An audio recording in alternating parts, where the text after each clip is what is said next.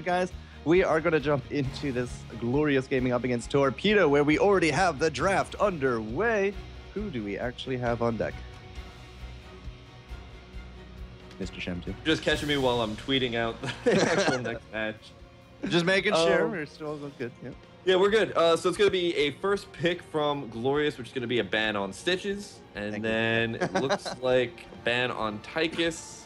And then picks of Vala for Glorious. And then Arthas Zeratul for Team Torpedo. The Zeratul feels like it's a deny to Glaurung. It is. Actually, Glaurung's a really good Zeratul. So I'm kind of interested why they picked Vala first.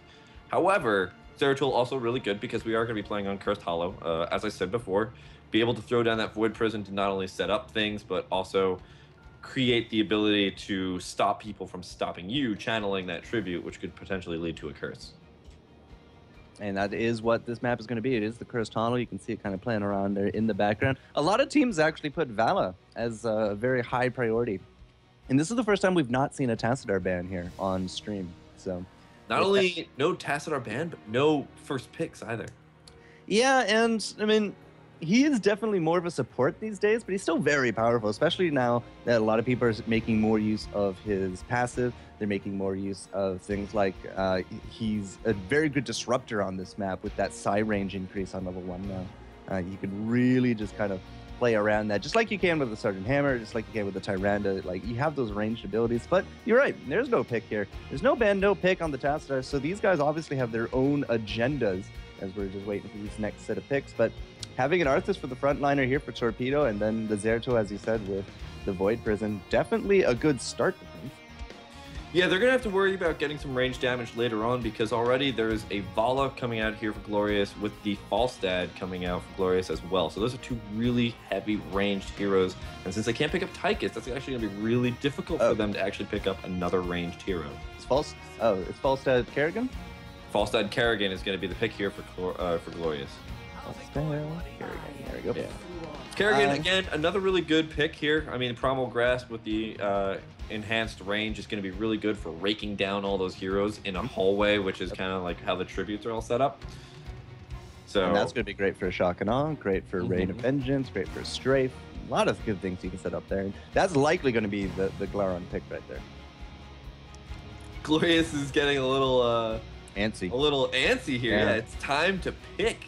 Glaurung yells at Glorious from Glorious to Torpedo. I know Nick really loves support, and I know that he is the basically quintessential Uther. So I was just going to say, like, if they're really trying to decide, are they actually going to swing away from the Uther? And as I say that, Mirrodin and Malfurion is going to be the next sets here. Mirrodin and Malfurion in all caps at that. So that's going to be some pretty... yeah. That's going to be a beefy team. They still don't have ranged damage yet. That is true. And who's kind of left on the docket there? Tychus is out. Vala's out. Falstad's out. That leaves you with what? Raynor, Nova. Raynor would be good. I got the entire list right here. Let's see. Raynor, Nova, Lily. She's an assassin, right? Sergeant Hammer. Zagara would be a really good Zagara. fit. Zagara fits. Raynor Where's fits. Nazebo? Probably Raynor, Nazebo, maybe. We haven't. Maybe Nazebo. But even then, he's not really definite range damage. He's kind of that specialist, whereas like Zagara kind of has like those spines and everything. I don't know. It's really weird to see how that's actually going to happen. So it's going to be a Chen and Brightwing going down here for Glorious. So they're going to have a really kind of beefy team to, well, they're going to have the Chen in order to be that kind of the force in between all of their range damage and Kerrigan. Are these guys just not telling us their picks now? Nazebro. Okay, Nazebro is the last one. So they're going to go for Nazebro. So that's going to be interesting. They're going to have a lot of disruption. They're going to a lot of disruption to let that Ravenous Spirit do its damage. Now you can probably see why the first pick, Zeratul, was taken here, because we got no Stitches, so there's no hooks for the Nazebo to deal with. There's no grenades for him to deal with. In fact, the only person that can actually get him out is going to be a Polymorph or the Kerrigan. Yeah. That's actually a really nice control comp right there. You also got, I believe you have Cleanse available on Malfurion. And you got the good front line of the Mirrodin and the Arthas. I think Torpedo's actually phenomenally set up here. I think they're in a really good spot, but Glorious Gaming, and I don't discount them at all. I mean, there's a reason why their initials are GG.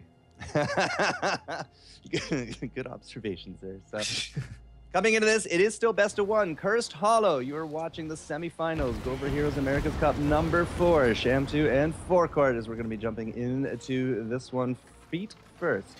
As on the left-hand side, we've been seeing them time and time again. It's one of the oldest teams here in the Heroes lore. It is Glorious Gaming, and you can see Syracuse. It's going to be, I'm not entirely too sure where the Val is going to head out, but ZP's sitting on his trusty panda. Cawthon Luck really likes himself that Falstead. That leaves us with Nirak, Glaurung, and Syracuse to make up the rest with the Kerrigan, the Brightwing, and the Vala.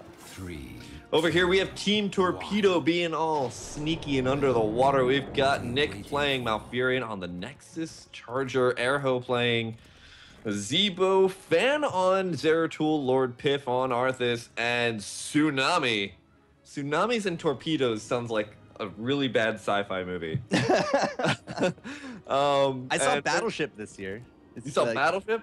Yeah. Have you seen Sharknado? I refuse. You should do it. Anyway. No. Nothing really too crazy coming out here from level 1 talents. We've got Frozen Waves coming out here on Arthas, of course. Zeratul getting Greater Cleave. And, you know, Perfect Storm coming out here on Murden as normal. I mean, just a lot of kind of mana management and just kind of being nice and cheeky. Nick, Nirak, and Cawthon Luck, though, Falstad and Brightwing, both grabbing bribes. So now they're going to have 4 stacks of bribe. They can instantly bribe out a Knight or bribe 2 sets of Giants.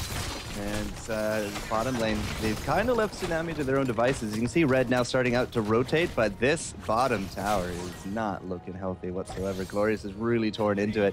Fan has now already made his way down. You can see Nick, he's going to be making his way down here as well. That's going to leave us Airho and ZPs to do it out, Cawthon Luck and Lord Piff. That's not something I think that the Falstead can go for, but we're going to use the aggression against him. Glaurung really far out in their front. Gets that tower, but Tsunami's going to jump into the back looking for that stun. Doesn't quite have it up. Syracuse is, however, going to get a Volt right through the dwarf and not going to be in nearly as bad a situation. So a gank was attempted, a gank was failed, and now 1 tower down into this bottom lane. Yeah, and that's going to be just a little bit of experience advantage. You can see already that Glorious is just a little bit ahead. They went for Glaurung because he is the easiest hero. He has to be up front doing melee damage, but has 0 escapes to get away from that type of damage. So if you're looking for why they went after Glaurung, not Nirak, not Syracuse. Syracuse on Vala does have that vault, and Nirak is a range hero, so he's going to be a little bit farther back, so that gives you a little bit more time to get in on that Glaurung, get on that Kerrigan and do some more damage. And that could have turned into a kill. It's really close, but not quite. Yeah, I mean, just still the aggression from Glorious is never ending at this point. Nick and Tsunami, like you can see Tsunami in the corner here. He's just going to be regenning up using his passive. Nick is very aware of how durable that Viridin is. So he's not really going to waste too much mana in terms of that. But a lot of Entangles will have to be going down because this gauge is about to drop here as well. And at 2.5 minutes in, we don't even have a tribute spawned yet, but we already got 2/3 of the front door already broken down here. Yeah, but you know, the experience is actually not that crazily in advantage of anybody one way or the other. Nirak does barely get out of there. Wow, that was really close. Fan went pretty hard on that, and unfortunately did take a lot of damage. Does he have a fountain available is the question, because, yep, there's the tribute right now, and it's all the way up north. I feel if Torpedo leaves and Glorious doesn't, that's going to be at least this tower, if not more. It's tricky. Like, you got to really call it. It's just like, are we going to go for it? Are we not? And I think the better answer here is just to give it up, at least in this bottom lane, because they just could not afford it. But, oh, they can't afford that mid kill either. Arthas got caught by the Glaurung roam. And I think this is just going to go away Glorious. Like, I don't think they can really put up a big defense. Yeah, and I mean, all right, now we're starting to see that experience massive polarization here. I mean, we have 7 to 6. That's an entire level right now for Glorious, especially with getting that kill. And that's definitely going to be an easy tribute for them. Well, is it going to be that easy? Because Airho keeps throwing down those spiders, but he is going to get caught. Glaurung doing a lot of damage here. Is he going to be able to get out of here? ZPs is going to jump in at the last second and does get the kill there. Lord Pip, Fan, and Nick are still trying to hold off that tribute, but I don't know if that's going to be too possible. Nick is about to drop for his efforts as well, and Fan needs to get out of dodge. And that level 7 advantage was absolutely massive right there. That's how ZPs was able to get the kill there on top of the Nazeebo because of that root kick, that level 7 pressure point. And Tsunami and Syracuse didn't leave in the bottom lane, so you know the Dwarf is still down here, but there's not much he can do up against Syracuse other than just continually poke and use the regen to his advantage. Oh, Glorong's going to use, the phase shift, the phase shield coming in, and that is going to be the bribe into the back. It's going to be now these Giants pushing in, and level 9 to 7. This is really, really looking good for Glorious this early game. Yeah, I mean, this of course could all change, but when you're starting to get into the second and third tributes coming out here, that could potentially be a curse. If there's a level 10 over a level 9 advantage, it might even be a level 11 advantage over a level 9 advantage if Glorious keeps playing their game correctly. Now the question here is whether or not Tsunami can yet again hold off this massive push. Glaurung, Syracuse, and Direct pushing down in the bot lane. Yeah, all three of them are here, and they do got those ults, so if Tsunami does stick around, he's not going to have a very good time of it. Fan is actually going to really go forward on top of that one. Glaurung immediately just able to pounce, and that's going to be the blink out of that. Tribute is going to spawn into the bottom lane, and that is just really good positioning here for the Glorious because they do got 3 already. They can also fly down, but this is now ZP's turn to kind of stay up top, and he's already, again, working away on these towers. There's no ammo in any of this. He has the creep wave, and Urho's already just a bit over half. The Tribute has already gone the way of Glorious. There's not too much right now that Torpedo can do. They just got to bide their time, wait for 10, and try to get a good engage from there. Yeah, and that's exactly what they just decided to do. I mean, there was just so much already against them, so they just needed to. There's that level 11 to level 9 advantage. Finally, though, it looks like Torpedo is going to be able to get to level 10, and that's going to be good. I mean, that's when they're going to start really seeing the shine come out, because now they're going to have that Void Prison. Now they're going to have that Ravenous Spirit. This is when their team activates. It's kind of like a little digital signal. It's been 0 the entire time. It hits level 10, and now it's a 1. Now it's on. And we're going to see exactly what comes out of this, and that's what I'm really excited to see. Meanwhile, though, there is a Nazeebo slain. Oh, that's actually going to be really rough because third tribute's now coming up, and this is where it starts to become a question. Yeah, right now it's a 2-0 advantage for the Tributes, which means you cannot give this one up unless you have some kind of game plan. And, taking out Nirak would be a really good game plan, except that the Spidey sense kicked in, or the Brightwing sense, or something. But either way, he turned right back around at the critical moment. He's not going to be the one ambush. In fact, it's going to be this 5-on-4 because, again, we don't have that Nazeebo. We just need to delay, but that is not how you do it, Lord Pip. Yeah, Lord Pip did go a little bit ham there, and that's just it. Yeah, that's good. That was going to be a first curse, and that's going to be, oh man, and Arrow's going to get eliminated as well. Yeah, oh. Yeah. Like a power down. I mean, they're just coming out on fire. They've got all these really strong laning heroes. I mean, you've got ZPs who's been able to just sit in any lane he wants to and soak up, and it's so incredibly important now, especially after the last couple of patches, to be able to soak and dominate a lane like ZP's has been doing with Chen. And that's why Chen is actually a really good pick for a lot of different reasons. Not just the fact that he's sustainable in a team fight. Makes it look so easy, too. I mean, I've done the whole grind to fight thing, and it's a whole other story, but Glaurung on a whole other story, still alive after all of this aggression coming into him. Nirak is just trying to get over to him, but not a lot of front-loaded healing coming out from the Brightwing, so instead they are going to trade it out 2 for 1. It is going to be, once again, Lord Pip dead in the ground. The Mirrodin dropped down as well, and we don't have the front line ready to go for Torpedoes, so they're going to have to just kind of give up this aggression because they cannot jump into that, especially since DPs didn't even use Panda Pals in that. Yeah, but they aren't, so... Oh, God, luck! Oh, guys, from flying into the Grave Golem, and Explosive just facepalmed so hard. That was not so lucky for him, but this is actually lets up for a really good advantage here for Torpedo to actually come in and actually snipe off this Grave Golem. They're doing a lot of damage, trying to take out ZPs as fast as possible. Pandapal was already on cooldown, so yeah, that did go down there, right? He was on cooldown? Yeah, it was. I think he used it really quickly, and it kind of got eliminated really quickly from Arrow's Ravenous Spirit. But here we go. Torpedo now at a 5v4 advantage if they can get this Grave Golem. So they have to tank Grave Golem, which is almost like an entire enemy, and not let Glorious get this. Like Glorong is actually going to be there just to hold them all up. What a great shock and awe combo. There goes the Mirrodin, and the Arthas once more is almost going to be at leash there on top of that Golem. The Glorong is still around looking for those opportunities. Fan is actually going to find Syracuse here. Syracuse doesn't have any kind of escape. Erho gets off.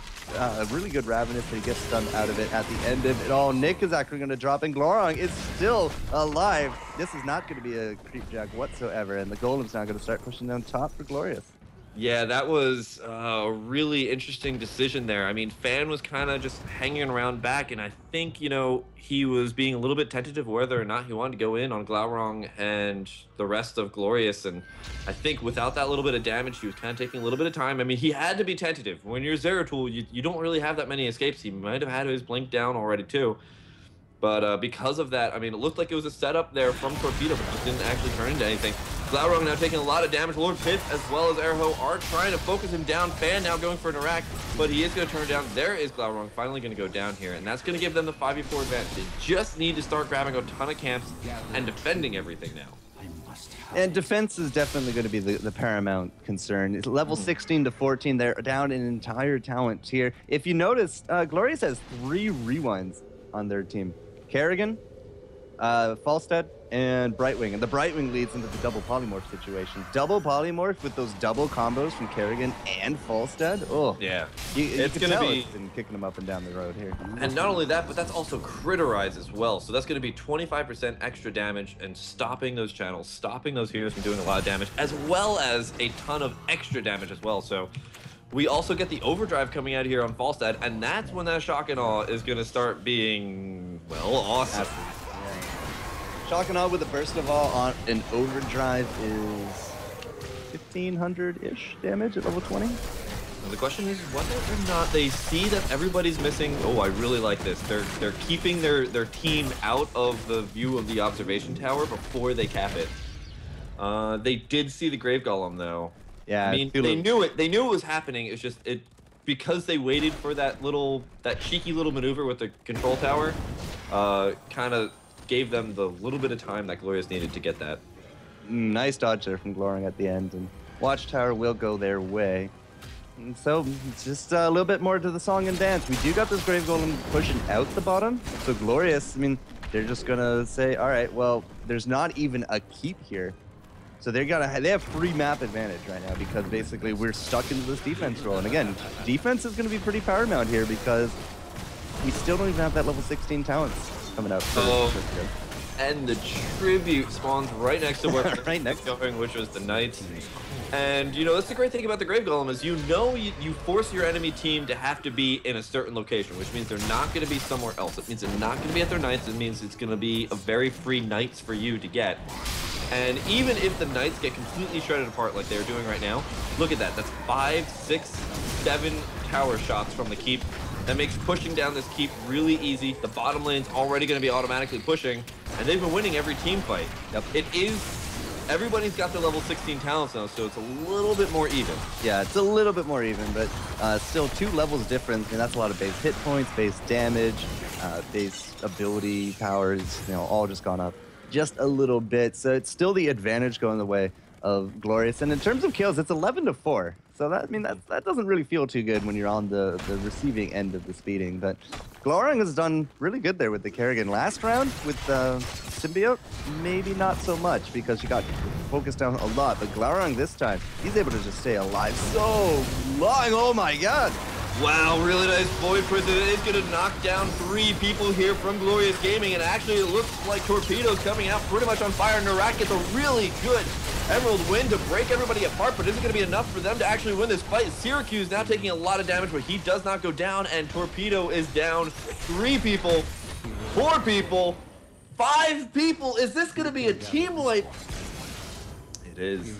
It is. Absolute glorious play coming out there, and that's going to be not only probably a free keep here, but also another tribute.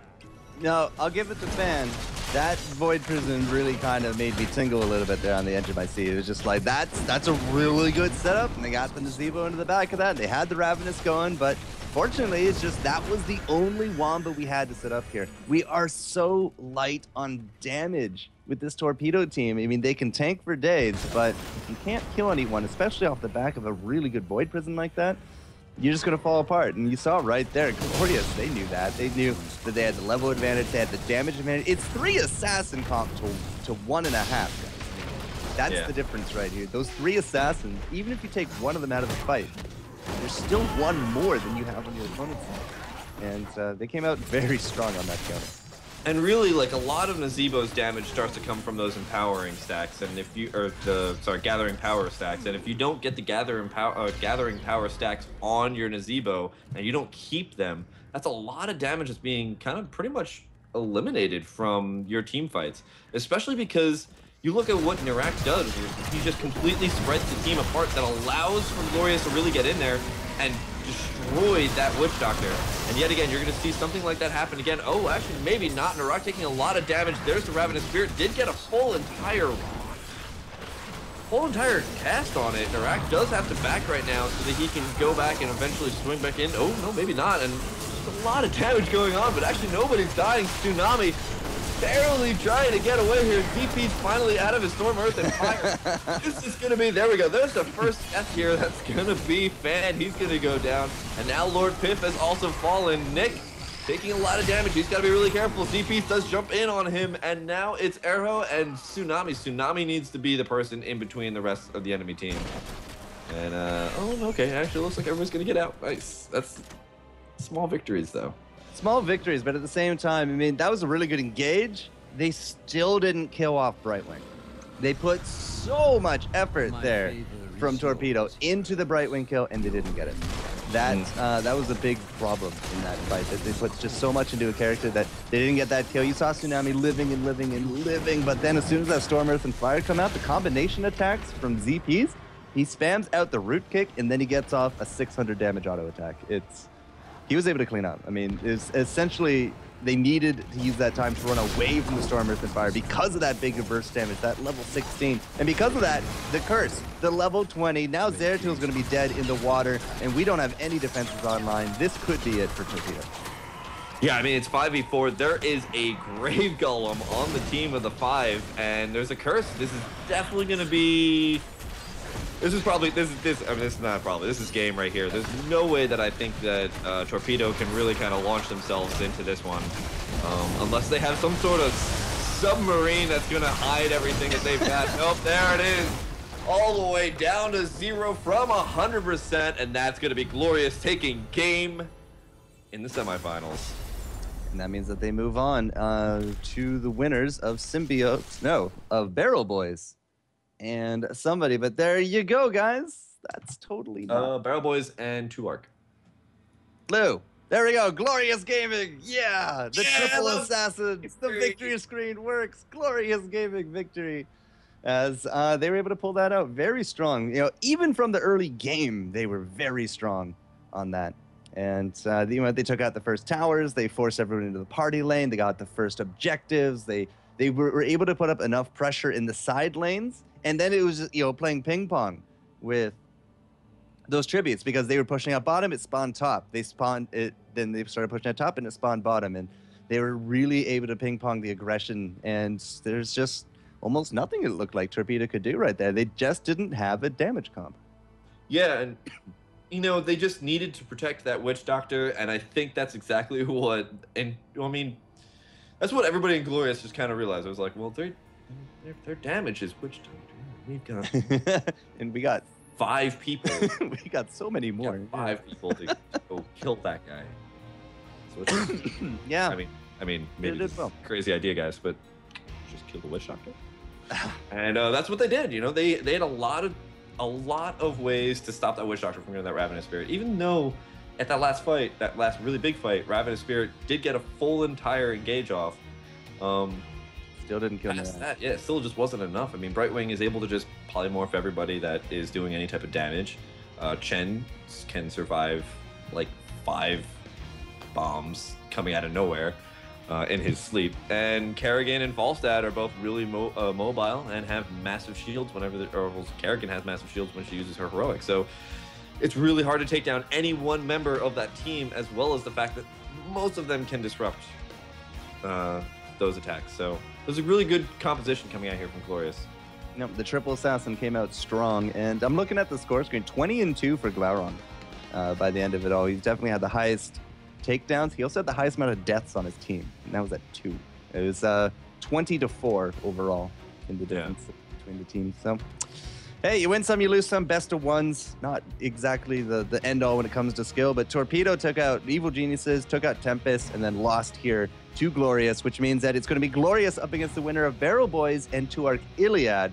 Not entirely too sure who's going to come out ahead, but when we return, FourCourt and Sham2, we will have our best of 3 starting up. So guys, you know you want to stick around, because here we're going to have the final countdown, the final showdown, Ultimate Destiny, and all that fun stuff. So.